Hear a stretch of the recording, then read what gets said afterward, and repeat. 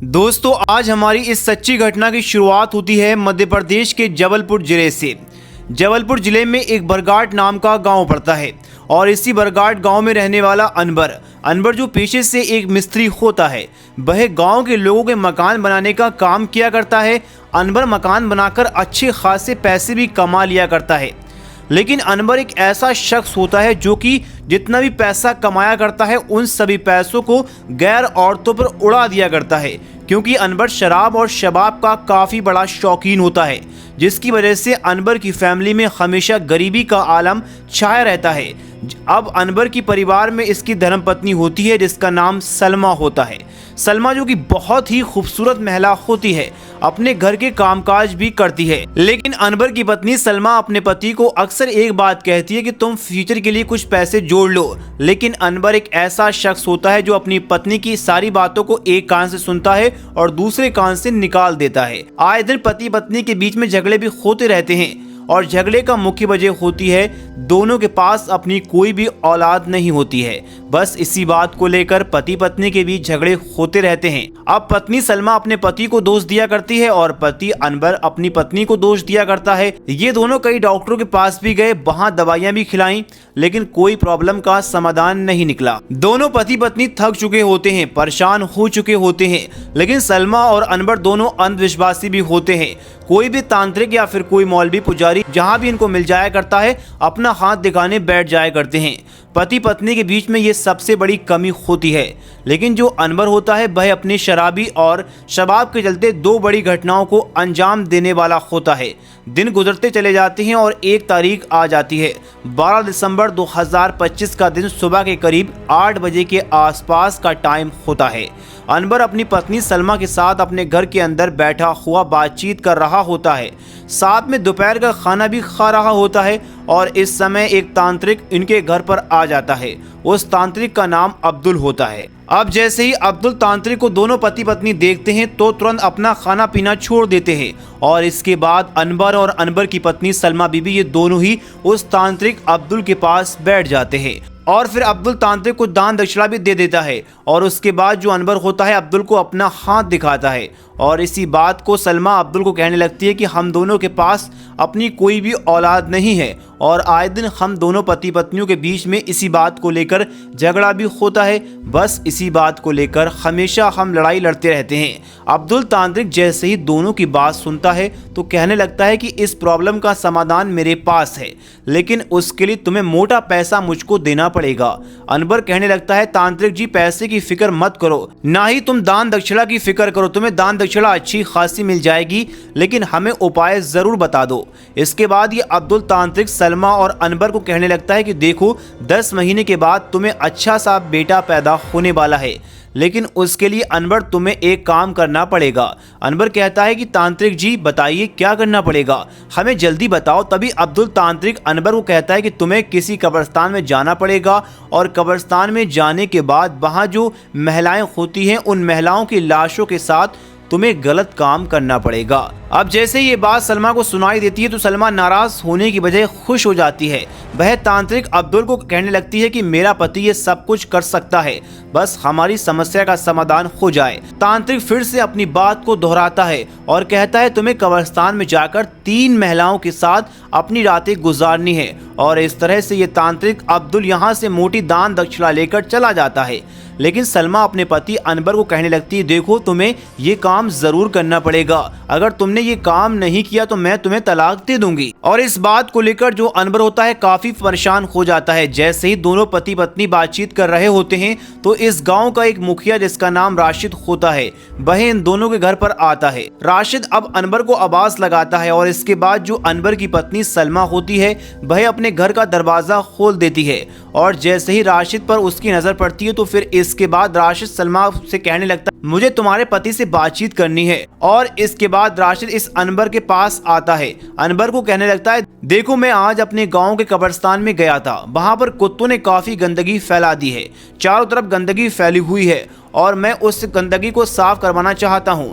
मैं वहां की सफाई तो करवा दी है, लेकिन अनवर तुम्हें उस कब्रिस्तान की 4 दीवारी बनानी है।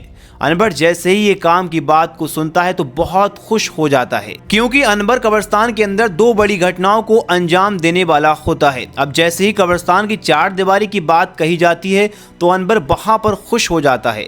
अनवर अब राशिद को कहने लगता है कि मैं कल से ही वहां पर काम स्टार्ट कर दूंगा, और ये दो चार बातें समझाने के बाद राशिद इसके घर से चला जाता है।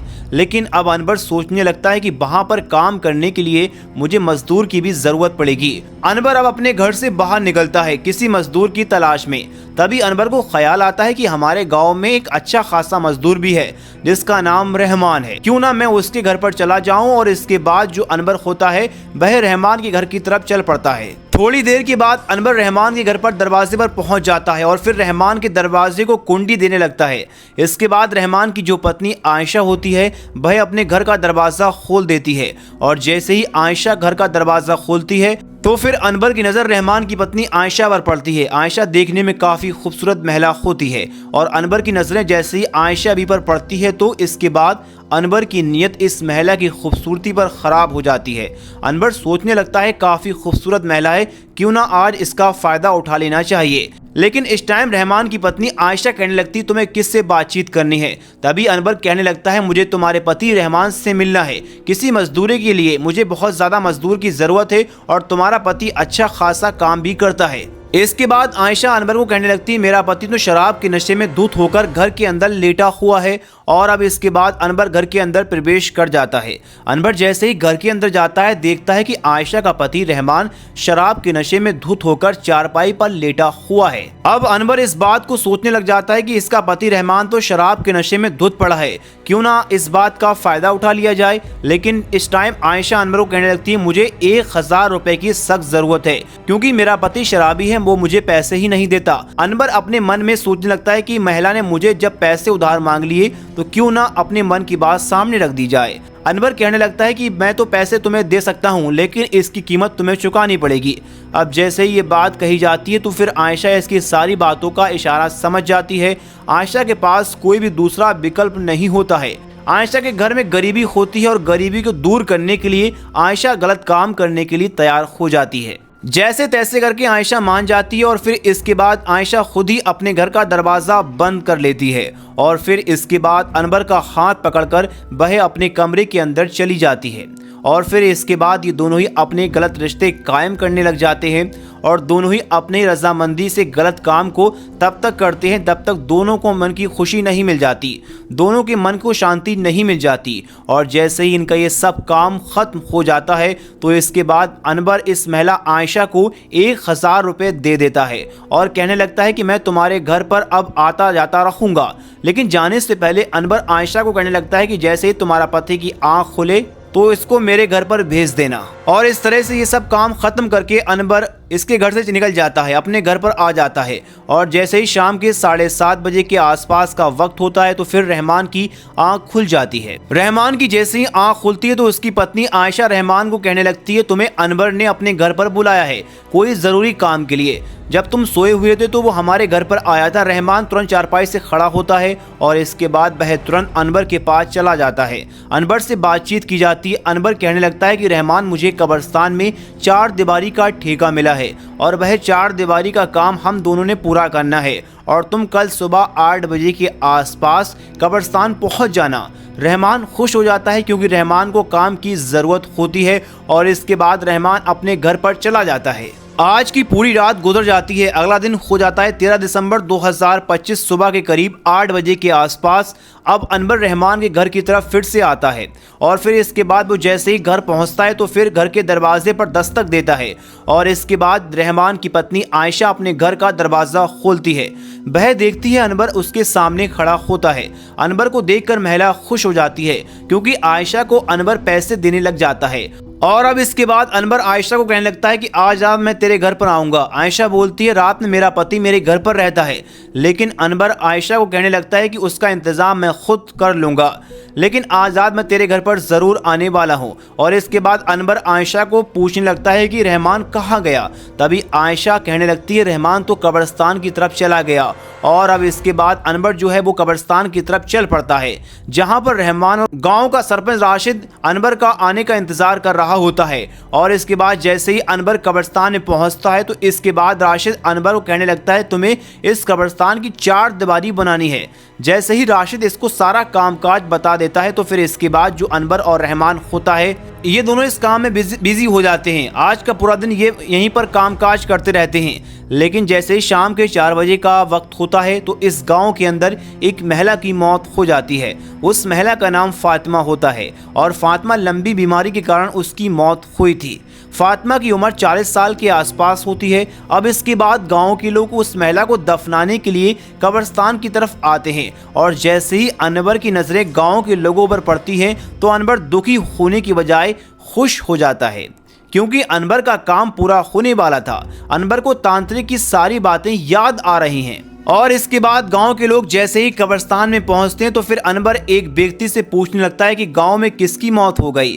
तभी एक व्यक्ति अनवर को कहने लगता है कि गांव की एक महिला जिसकी उम्र 40 साल थी और उसका नाम फातिमा था, उसकी लंबी बीमारी की वजह से मौत हो गई। अब इस गांव के लोग उस महिला की लाश को इस कब्रिस्तान में दफन करने लग जाते हैं। और जैसे ही गांव वालों का ये काम खत्म हो जाता है तो गांव वाले फातिमा की लाश को दफनाने के बाद गांव के अंदर वापस जाते हैं। और फिर इसके बाद जो अनवर का काम होता है वह शुरू हो जाता है। अनवर अपने दोस्त रहमान को कहने लगता है कि रहमान तुझे आज मेरा एक काम करना है। रहमान पूछता है ऐसा कौन सा काम है। तभी अनवर रहमान को कहता है कि आज की जो रात है मुझे तेरे साथ गुजारनी पड़ेगी और वह भी कब्रिस्तान के अंदर। लेकिन अनवर रहमान को कहता है कि अगर तू आज की रात थोड़ा समय मेरे साथ यहाँ पर कब्रिस्तान में लगाएगा तो मैं तुझे 2000 रुपए दूंगा। रहमान को लालच आ जाता है और लालच का भूसीभूत होकर रहमान मान जाता है। और इसके बाद रात हो जाती है। रात के करीब 8 बजे के आसपास अनवर होता है रहमान को कुछ पैसे देता है और कहता है कि शराब के ठेके से कुछ 2 बोतल शराब की लेकर आओ।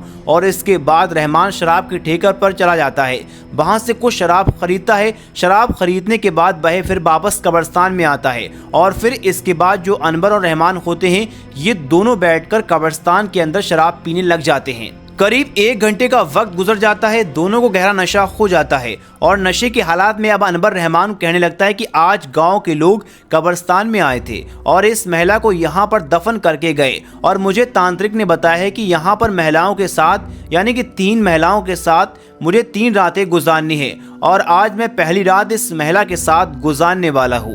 रहमान डर जाता है, लेकिन जैसे ही अनवर उसको 2000 रुपए देता है तो रहमान वहीं पर बैठ जाता है। और फिर इसके बाद अनवर उस महिला की लाश को कब्र से बाहर निकालने लग जाता है और जैसे ही महिला की लाश को कब्र से बाहर निकाल लिया जाता है तो फिर अनवर इस महिला की लाश के साथ गलत काम करने लग जाता है। इस गलत काम को तब तक करता है जब तक उसकी इच्छा पूरी नहीं होती। और जैसे ही अनवर की पूरी इच्छा हो जाती है तो फिर इसके बाद अनवर रहमान को कहने लगता है कि इस लाश को दफन कर देता हूँ और फिर हम घर की तरफ चलेंगे। और इसके बाद अनवर उस महिला फातिमा की लाश को वापस कब्र के अंदर दफन कर देता है। और ये सब काम खत्म करने के बाद ये दोनों यहाँ पर बैठकर काफी देर तक शराब पीते हैं। अनवर बहुत चालाक व्यक्ति होता है, वो रहमान को काफी ज्यादा शराब पिला देता है जिसके कारण रहमान के पांव लड़खड़ाने लगते हैं। रहमान को काफी ज्यादा नशा हो जाता है। लेकिन यहाँ पर अनवर इसकी पत्नी आयशा के साथ वक्त बिताने चाहता था आज की रात। ये बात उसको याद होती है और इसके बाद अनवर रहमान को कहने लगता है कि चलो मैं तुम्हारे घर पर तक तुम्हें छोड़ देता हूँ। इसके बाद अनवर और रहमान रात के करीब 10:30 के आसपास रहमान के घर पहुंचते हैं। रहमान के घर का दरवाजा खटखटाया जाता है। फिर इसके बाद रहमान की पत्नी आयशा घर का दरवाजा खोलती है और वह देखती है रहमान और अनवर दोनों उसके ठीक सामने खड़े होते हैं। आयशा भी रहमान को देखकर कहने लगती है कि इसने तो काफी ज्यादा शराब पी रखी है। अनवर कहने लगता है कि ये शराब मैंने ही ज्यादा पिलाई है। और इसके बाद जब रहमान को काफी ज्यादा नशा हो जाता है तो इसके बाद ये लड़का जो अनवर होता है रहमान को और भी ज्यादा शराब पिलाता है और वहां पर रहमान गहरी नींद में चारपाई के ऊपर लेट जाता है। फिर इसके बाद आयशा अपने घर का मुख्य दरवाजा खुद से ही बंद कर लेती है और फिर इसके बाद ये दोनों ही एक कमरे में जाते हैं। कमरे में जाने के बाद इन दोनों के बीच उनकी रजामंदी से गलत रिश्ते कायम होने लगते हैं और ये सब गलत काम तब तक किया जाता है जब तक दोनों के मन की इच्छाएं पूरी नहीं हो जाती, दोनों की मन की शांति नहीं मिल जाती। और इस तरह से जैसे इन दोनों का ये काम खत्म होता है तो आयशा अनवर को कहने लगती है मुझे 2000 रुपए की सख्त ज़रूरत है। इसके बाद अनवर अपने दोस्त रहमान की जेब से 2000 निकालता है, उसमें 1000 रुपये और मिलाकर ये सारे पैसे आयशा को दे देता है और आयशा भी पैसे लेने के बाद बेहद खुश हो जाती है। रात के करीब 12:30 के आसपास का वक्त हो जाता है और अब इसके बाद अनवर जैसे ही इसके घर से बाहर निकलता है अपने घर की तरफ चल पड़ता है तो आयशा की पड़ोसन रूबीना इसको देख लेती है। रूबीना जैसे ही अनवर को इस महिला के घर से बाहर निकलता देखती है तो रूबीना सोचने लगती है कि अनवर तो आयशा के साथ अपनी रातें रंगीन कर रहा है। अब रूबीना सोचने लगती है ये बात उसके पति को पता चलनी चाहिए। इस तरह से आज की रात तो अनवर अपने घर पर चला जाता है। जैसे ही सुबह होती है, सुबह के समय रूबीना इस बात को सोच रही होती है कि कब रहमान अपने घर से निकले और कब मैं उसको ये बातें बताऊं। थोड़ी देर के बाद जैसे ही 8 बजे के आसपास का वक्त होता है तो रहमान अपने घर से बाहर निकलता है। रूबीना जैसे ही रहमान को देखती है तो रहमान के पास आती है। रहमान को रूबीना बताती है तुम्हारी पत्नी अनवर के साथ अपना समय गुजारती है, रात के समय उसको रंगे हाथ पकड़ा था मैंने। अब जैसे ही ये बात रहमान को बताई जाती है तो इस बात पर रहमान को काफी ज्यादा गुस्सा आता है। अपनी पत्नी के पास चला जाता है, अपनी पत्नी आयशा से पूछने लगता है कि रूबीना ने मुझे जो बातें बताई क्या वह सच है। लेकिन आयशा कहने लगती है कि ऐसी कौन सी बात रूबीना ने तुम्हें बताई। और इसके बाद रहमान पूरी बात को अपनी पत्नी आयशा को के सामने रखता है, लेकिन आयशा अपने पति की आंखों पर पट्टी बांधते हुए बातें बढ़ा देती है। ऐसी कोई बात नहीं, रूबीना ने मुझसे कुछ पैसे उधार मांगे थे लेकिन मैंने उसको पैसे उधार नहीं दिए, इसकी वजह से ये औरत झूठ बोल रही है। और इस तरह से रहमान अपनी पत्नी की सारी बातों पर यकीन कर लेता है। रहमान भी सोचने लगता है कि ऐसा हो सकता है कि रूबीना हमारे घर पर आग लगाने चाहती हो और इस तरह से बात आई और बात चली गई। लेकिन इसके बाद रहमान अपनी पत्नी आयशा को कहने लगता है कि मुझे कब्रिस्तान में जाना है, वहां पर काम बाकी पड़ा है, मुझे काम करने लग जाना है। आयशा कहती है कि तुम जा सकती हो और इसके बाद रहमान अपने घर से बाहर निकल जाता है, कब्रिस्तान की तरफ चल पड़ता है। दूसरी तरफ जो अनवर होता है वो आज दूसरी बड़ी घटना को अंजाम देने वाला होता है, लेकिन इस बारे में ना तो रहमान जानता है और ना ही अनवर जानता है कि आज गांव के अंदर कोई दूसरी मौत होने वाली है। जैसे ही सुबह के करीब 11 बजे के आसपास का टाइम होता है तो अनवर रहमान दोनों कब्रिस्तान के अंदर कामकाज कर रहे होते हैं, लेकिन उस समय गांव के कुछ लोग एक महिला का पार्थिव शरीर को दफनाने के लिए कब्रिस्तान की तरफ आ रहे होते हैं। महिला का शव को यहां पर कब्रिस्तान के अंदर दफन कर देते हैं और कब्रिस्तान के अंदर दफनाने के बाद गाँव के सभी लोग गाँव में वापस चले जाते हैं। लेकिन अनवर अब रहमान कहने लगता है देखो आज गाँव की दूसरी महिला इस कब्रिस्तान में आ चुकी है और मुझे आज यहाँ पर रात का थोड़ा समय गुजारना है, आज भी तुम्हें मेरे साथ रुकना पड़ेगा। रहमान मना करने लगता है, लेकिन जो अनवर होता है इस रहमान की कमजोरी को समझता है। अनवर कहता है कि मैं तुम्हें शराब भी दूंगा और पैसे भी दूंगा। और इस तरह से जैसे ही तैसे करके रहमान को ये सब काम करने के लिए मना लिया जाता है और इसके बाद पूरा दिन गुजर जाता है। शाम हो जाती है। शाम के 7:30 बजे के आसपास अनवर रहमान कहने लगता है रहमान आज भी शराब के ठेके से शराब लेकर आओ। इसके बाद अनवर उसको कुछ पैसे देता है और फिर ये लड़का रहमान पैसे लेने के बाद गांव के ठेके की तरफ चल पड़ता है। यहाँ से कुछ 2 शराब की बोतलें खरीदता है। शराब खरीदने के बाद रहमान वापस कब्रिस्तान में आ जाता है। रात के करीब 8:20 का वक्त होता है। रहमान और अनवर दोनों बैठकर यहाँ पर कब्रिस्तान के अंदर काफी देर तक शराब पीते हैं और जब दोनों को गहरा नशा हो जाता है तो इसके बाद जो अनवर होता है रहमान कहने लगता है कि मुझे अब काम करना है। रहमान कहने लगता है कि तुम ये काम मत करो, लेकिन जो अनवर होता है मानने वाला नहीं होता। अनवर उस कब्र के पास जाता है। कब्र के पास जाने के बाद कब्र को खोलना शुरू कर देता है और खोदने के बाद उस महिला के शरीर को बाहर निकालता है और फिर इसके बाद अंदर उस महिला के साथ गलत काम करने लग जाता है। रहमान इसको मना करता रहता है, लेकिन अनवर अपने काम को अंजाम देने लगता है और जैसे अनवर की सारी इच्छा पूरी हो जाती है तो इसके बाद अनवर उस महिला के पार्थिव शरीर को उस कब्र के अंदर वापस दफन कर देता है। और जैसे ही अनवर का ये सब काम खत्म होता है तो इसके बाद अनवर रहमान को कहने लगता है कि चलो कुछ देर तक और बैठकर शराब पीते हैं। आज भी दोनों कब्रिस्तान के अंदर बैठकर शराब पीते हैं और शराब पीने के बाद ये दोनों गांव की तरफ चल पड़ते हैं।